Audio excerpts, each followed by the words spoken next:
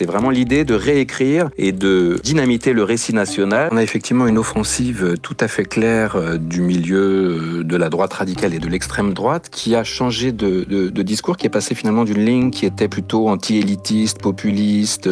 mettant un peu la culture de côté comme une sorte de supplément d'âme superflu, à au contraire une véritable instrumentalisation de cette culture, et en particulier du spectacle vivant, parce que c'est probablement la forme d'expression artistique qui mobilise le plus d'affect et qui passe par une forme de réception collective en vue de définir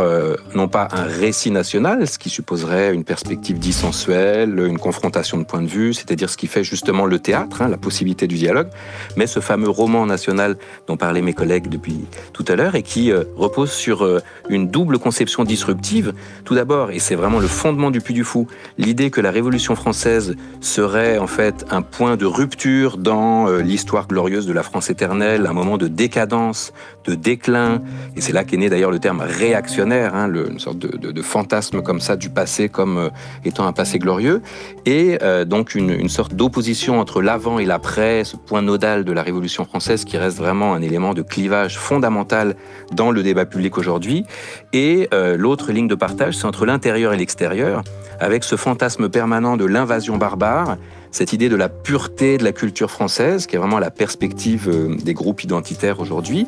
et qui consiste à montrer, et c'est tout à fait le cas du dernier spectacle en date, La Murmure de la Cité, qui s'est tenu en juillet à Moulins, l'idée que donc